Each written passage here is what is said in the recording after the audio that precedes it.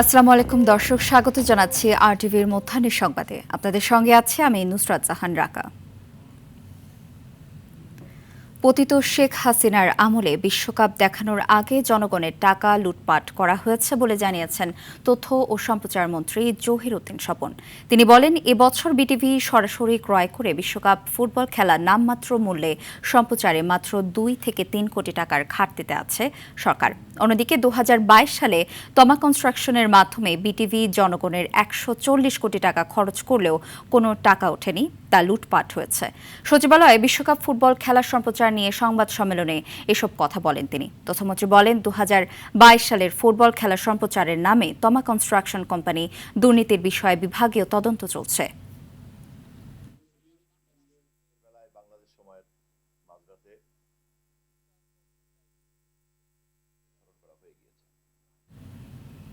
2013 সালের শাপলা চত্বরে হেফাজত ইসলামের সমাবেশে সংঘটিত হত্যাযজ্ঞের ঘটনায় আন্তর্জাতিক অপরাধ ট্রাইব্যুনালের তদন্ত সংস্থার প্রস্তুত করা তদন্ত প্রতিবেদন প্রসিকিউশনের হাতে পৌঁছেছে।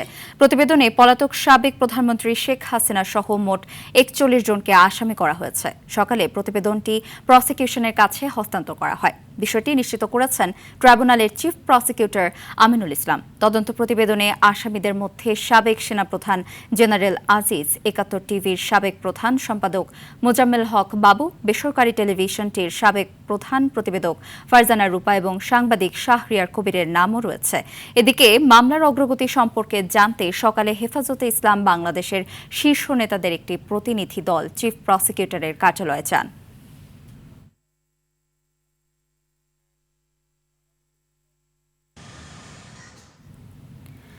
বন্যার পানি নামার সাথে সাথে ভেসে উঠছে ক্ষয়ক্ষতির চিত্র। বান্দরবান জেলা কৃষি সম্প্রসারণ বিভাগের দেওয়া তথ্য অনুযায়ী সম্প্রতি পাহাড় ধস ও বন্যায় জেলায় 2104 হেক্টর কৃষিজমি ও বাগান ক্ষতিগ্রস্ত হয়েছে। পুরোপুরি নষ্ট হয়ে গেছে 368 হেক্টর জমির ফসল। ক্ষতিগ্রস্ত হয়েছে প্রায় 5323 কৃষক।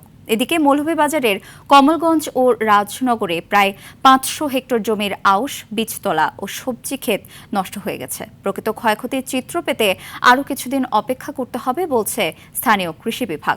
কৃষি ও মৎস্য সম্পদের ক্ষয়ক্ষতির সাথে সাথে ঘরবাড়ি হারিয়ে দিশেহারা জেলার হাজারো কৃষক।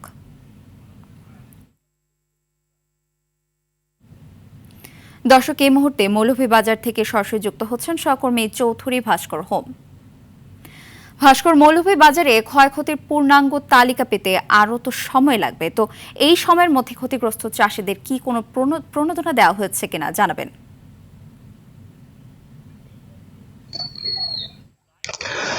হ্যাঁ নুসরাত, আপনাকে জানিয়ে রাখি এই মৌলভীবাজারে কিন্তু বন্যায় দুটি উপজেলায় বিশেষ করে বেশি ক্ষতিগ্রস্ত হয়েছে। সেটি হচ্ছে রাজনগরের ট্যাংরা ইউনিয়ন এবং কমলগঞ্জ উপজেলার ইসলামপুর ইউনিয়ন। এই দুটি ইউনিয়নের মানুষরা কিন্তু কৃষির উপর নির্ভরশীল।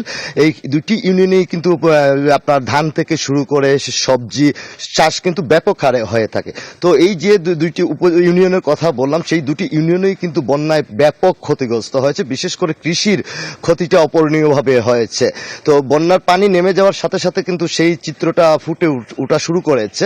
তো কৃষি বিভাগ কিন্তু সহযোগিতার জন্য ওরা প্রস্তুত রয়েছে বলে আমাকে জানিয়েছে। আমি কথা বলেছিলাম মৌলভীবাজার কৃষি সম্প্রসারণের উপপরিচালকের সাথে। তিনি জানিয়েছেন যে বন্যার পানি একদম নেমে যাওয়ার সাথে সাথেই যে ক্ষয়ক্ষতির যে পুরো দৃশ্যটা ভেসে উঠবে, তখন তারা কৃষকদেরকে প্রণোদনা দেওয়ার প্রস্তুতি নিয়েছেন এবং যদি কৃষকদের বীজের প্রয়োজন হয় পর্যাপ্ত পরিমাণ কিন্তু বীজও কৃষি বিভাগের হাতে রয়েছে। তবে কৃষকরা বলছেন যে যেভাবে ক্ষতিগ্রস্ত হয়েছে, এই যে আমনের বীজতলা, নতুন করে কিন্তু বীজতলা আবার তৈরি করাটা কিন্তু কৃষকদের জন্য একটা কঠিন ব্যাপার বলে কৃষকরা মনে করছেন।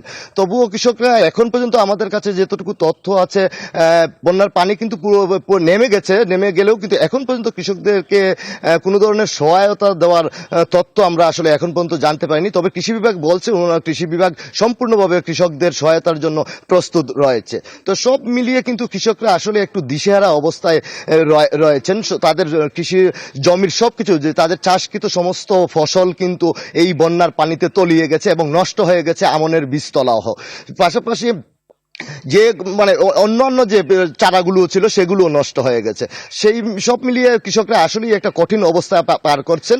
তো এই ছিল আমার কাছে কিন্তু মৌলভীবাজার বন্যা কবলিত কৃষি সম্প্রসারণ অধিদপ্তরের যে ক্ষতিটা হয়েছে তার সর্বশেষ তথ্য। নুসরাত। ধন্যবাদ ভাস্কর।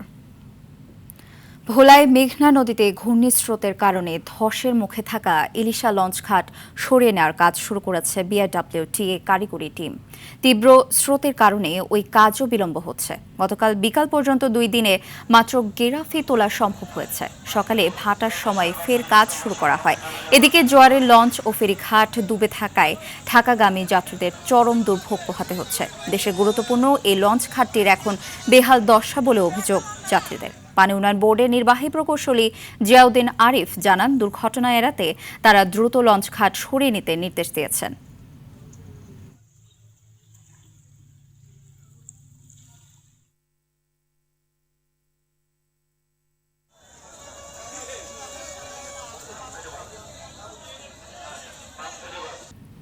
খেলার খবর ক্রিকেট। সিরিজের নির্ধারণী তৃতীয় ও শেষ টি-20তে আজ বুলাওয়ের কুইন্স স্পোর্টস ক্লাবে মুখোমুখি হবে বাংলাদেশ ও জিম্বাবুয়ে। প্রথম ম্যাচে 32 রানে হারার পর দ্বিতীয় ম্যাচে 34 রানের দাপুটে জয় তুলে নিয়ে সিরিজে 1-1 সমতা ফিরিয়েছে টাইগাররা। টেস্ট ও ওয়ানডেতে অসহায় আত্মসমর্পণের পর জিম্বাবুয়ে সফরে প্রথমবারের মতো সিরিজ জয়ের হাতছানি টাইগারদের সামনে। রুশাদ হোসেন ও মাহদি হাসানের পারফরম্যান্সে আত্মবিশ্বাসী বাংলাদেশ তৃতীয় ম্যাচেও জয়ের ধারাবাহিকতা রেখে সিরিজ নিশ্চিতে মরিয়া। অন্যদিকে স্বাগতিকরা ভরসা রাখছে সিকান্দার রাজা ও ব্রায়ান বেনেটদের উপর। ব্যাট বলের জমজমাট লড়াইয়ে যে দল চাপ সামলাতে পারবে তারাই জিতবে সিরিজ। ফলে তৃতীয় ও শেষ ম্যাচটি রূপ নিয়েছে অলিখিত ফাইনালে। দর্শক, মধ্যাহ্নের সংবাদ এ পর্যন্তই। দুপুরের সংবাদ 2:45 দেখার আমন্ত্রণ রইল। ধন্যবাদ সবাইকে।